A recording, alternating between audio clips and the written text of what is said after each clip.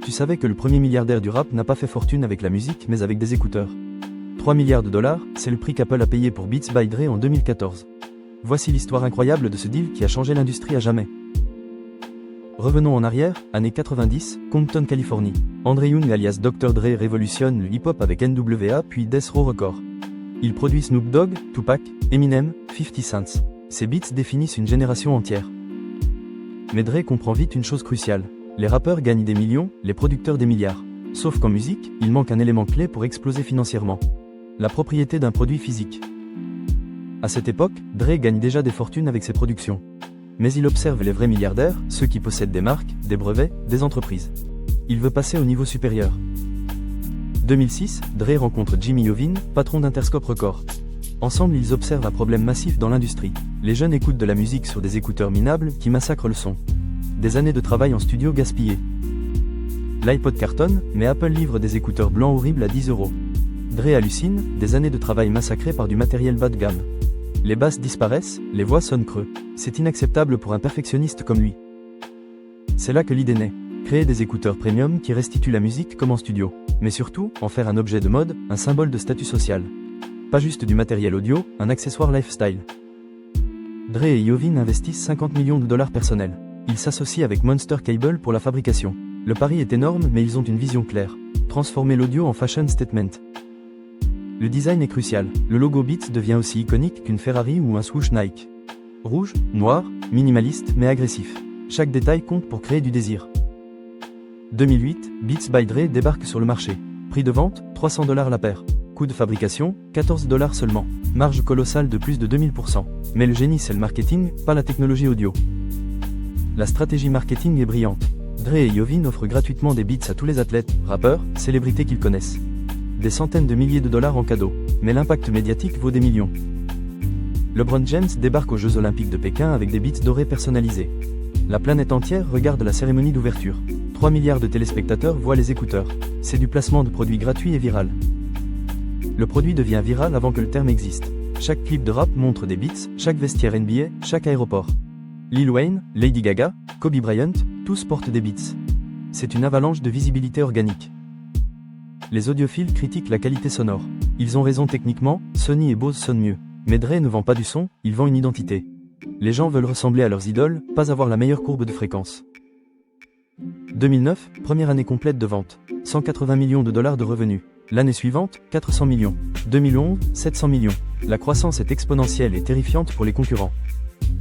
2012, 1 milliard de dollars de ventes annuelles. Beats contrôle 64% du marché des écouteurs premium. Une domination totale en 4 ans seulement. Sony, Bose, Sennheiser sont écrasés. HTC, le fabricant de smartphones, investit 300 millions pour acquérir 51% de Beats. Dre et Iovine empochent l'argent mais gardent le contrôle créatif. C'est un deal stratégique pour entrer dans les téléphones. Mais HTC coule rapidement face à Apple et Samsung. 2013, Dre et Iovine rachètent toutes les parts HTC pour 400 millions. Ils récupèrent 100% de leur entreprise tout en gardant les 300 millions initiaux. Génie absolu. Parallèlement, Beats lance Beats Music, un service de streaming. 20 millions d'abonnés rapidement grâce à la marque ultra désirable. Spotify commence à s'inquiéter sérieusement. Les grandes tech aussi observent de très près. Apple observe tout ça de Cupertino. Tim Cook voit le potentiel énorme pour relancer l'image cool d'Apple. Beats Music pourrait devenir la réponse à Spotify. Beats Hardware pourrait rajeunir leur clientèle vieillissante. Les négociations secrètes commencent. Tim Cook appelle Dre personnellement. Négociations ultra secrètes pendant 6 mois dans des suites d'hôtels privés. Apple veut Beats Music pour concurrencer Spotify et Amazon. Mais surtout la marque, le cool factor, la crédibilité urbaine que Beats représente. Si cette histoire te passionne, abonne-toi maintenant à Décryptage Monnaie. On décrypte chaque semaine les deals les plus fous qui ont changé le monde des affaires. Les secrets de l'argent et du pouvoir révélés comme nulle part ailleurs. Mai 2014, annonce officielle qui choque Silicon Valley. Apple achète Beats pour 3 milliards de dollars cash. La plus grosse acquisition de toute l'histoire d'Apple, dépassant même Next de Steve Jobs. Wall Street hallucine complètement. Dre possède 25% de Beats. Du jour au lendemain, sa part vaut 750 millions de dollars. Il devient le premier rappeur milliardaire de l'histoire, avant Jay-Z, avant Diddy. Sa fortune personnelle totale atteint 800 millions cash. Iovine empoche aussi 750 millions. Ensemble, ils ont transformé une idée en milliards en 6 ans. Le retour sur investissement est de 6000%. C'est l'un des meilleurs deals entrepreneuriaux de la décennie. Mais pourquoi Apple paye-t-il 3 milliards pour des écouteurs? Simple, Beats vendait déjà plus de 2 milliards par an avec des marges de 50% minimum. C'était une machine à cash ultra rentable qui se vendait toute seule. En plus, Beats Music donnait à Apple une base d'abonnés streaming instantanée. 20 millions d'utilisateurs prêts à passer sur Apple Music. Pas besoin de partir de zéro face à Spotify. Le timing était parfait. Apple intègre progressivement Beats dans son écosystème. Beats Music devient Apple Music en juin 2015. Aujourd'hui, 100 millions d'abonnés payants génèrent 8 milliards de revenus annuels. Le deal était visionnaire. Mais le vrai génie du deal dépasse les chiffres. Dre n'a jamais vendu des écouteurs technologiques. Il a vendu un style de vie, une aspiration, une identité culturelle. Les gens ne payaient pas pour du son, ils payaient pour appartenir. Compare avec Sony ou Bose. Meilleure technologie audio objectivement, prix similaire ou moins cher. Mais zéro désirabilité culturelle, zéro coolness factor. Beats a transformé l'audio en fashion statement comme Rolex avec les montres. C'était du luxe accessible aux masses. La leçon business est colossale. Le produit importe souvent moins que la perception et le branding. Apple l'a compris en acquérant aussi Supreme pour leur coolness urbaine. Microsoft avec Activision pour capturer la communauté gaming. Google avec YouTube à l'époque. Dre a aussi forcé Apple à embaucher plus de talents issus de la culture urbaine et hip-hop. L'entreprise était trop blanche, trop corporate, trop déconnectée de la rue. Beats a apporté de l'authenticité culturelle que Cupertino n'avait jamais eue. Aujourd'hui Beats domine toujours le marché premium.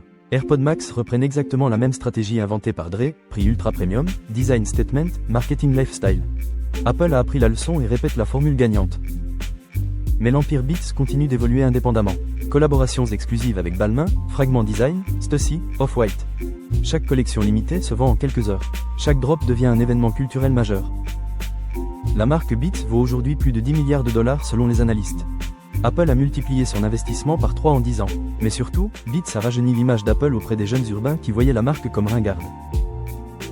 L'impact culturel dépasse largement les chiffres financiers. Dre a prouvé définitivement que les artistes noirs pouvaient devenir entrepreneurs milliardaires. Pas juste des performeurs exploités par des labels blancs, mais des propriétaires de véritables empires économiques. Rihanna avec Fenty Beauty, Jay-Z avec Roc Nation et Tidal, Kanye avec Yeezy, LeBron avec Spring Hill Entertainment. Ils suivent tous le blueprint créé par Dre. Passer de l'art à la propriété, du talent au capital, de l'entertainment au business. De Compton au bureau d'Apple Park, de producteur underground à copropriétaire chez Apple. Dre a écrit une des plus belles success stories du capitalisme américain moderne. 50 ans, 800 millions de dollars, respect universel. Tout en restant fidèle à ses racines. Alors que retenir absolument de cette histoire monumentale? La vraie richesse ne vient jamais du talent seul mais de la propriété intellectuelle et des actifs. Dre l'a compris très tôt et a construit méthodiquement un empire en dehors de la musique. Le talent ouvre des portes, la propriété construit des fortunes. 3 milliards de dollars pour des écouteurs fabriqués à 14 dollars. C'est exactement ça le génie absolu du marketing et du branding. La valeur perçue écrase toujours la valeur réelle dans l'économie moderne. Si tu veux comprendre comment les vraies fortunes se construisent aujourd'hui, like cette vidéo, abonne-toi et regarde la prochaine où on décrypte un autre deal secret milliardaire.